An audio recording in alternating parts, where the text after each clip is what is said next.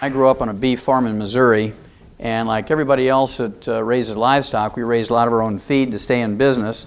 And we raise corn and soybeans and hay, and we grind this stuff up into a flour, and we'd add vitamins and minerals and trace minerals. You make pellets, and you feed those calves for about 6 to 9 months, and then you ship them off to be butchered or maybe to other feeders.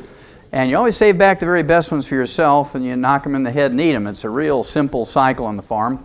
And the thing that fascinated me as a teenager was that we went to a great deal of trouble for those calves, and yet as a family we ate out of the very same fields.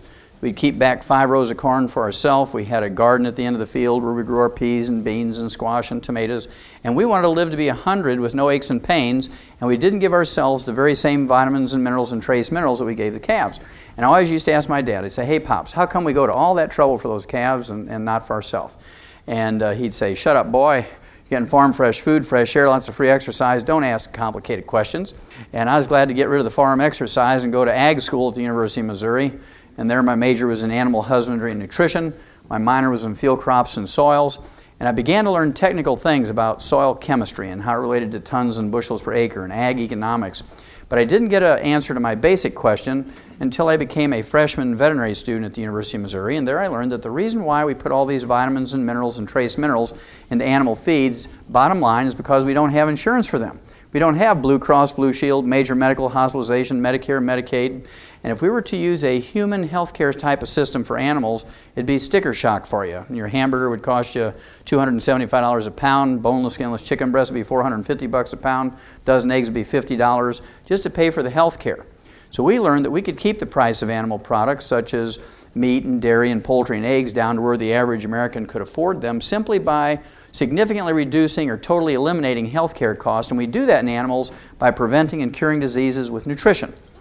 Well, after graduating vet school, I went to Africa for a couple of years and got to work with Marlon Perkins from the old Mutual of Omaha Wild Kingdom days, and that was kind of a kick. Got to play Frank Buck, use a tranquilizer gun, tromp all over Central and South Africa for a couple of years. And then Marlon sent me a telegram and invited me back to the States. He'd gotten a $7.5 million grant from the National Institutes of Health, and this was more than 30 years ago, and this was to study pollution and ecology and the environment. And my job as the wildlife veterinarian on the project was to do autopsies of animals that died of natural causes in the big zoos around the United States. And I was supposed to identify or find a species of animals that was ultra-sensitive to pollution.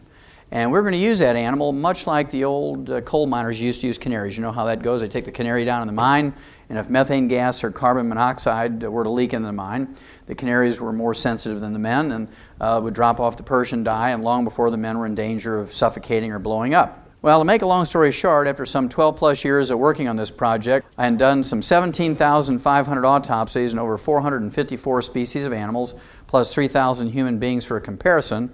And what I learned was that every animal and human being who dies of natural causes dies of a nutritional deficiency disease. And I got kind of excited about nutrition again, and I wrote 75 scientific papers on the subject, wrote chapters for 8 multi-author textbooks, actually contributed a textbook myself, 1,000 pages, 2,000 illustrations, and through the news releases that were in the big universities I worked with, I was on 2020. It was in 1,700 newspapers around the world through the UPI and AP Newswire services. And with all this public exposure and with all this scientific exposure, I couldn't get people who are in a position of authority, either in medical research or in politics, to get too concerned or interested in preventing and curing diseases in human beings with nutrition, just like we did in animals.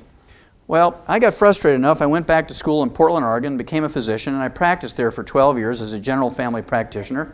And I sewed up chainsaw wounds, delivered babies, used everything that I'd learned in veterinary nutrition on my human patients. And it was no surprise to me that it worked just as well in people as it did in animals.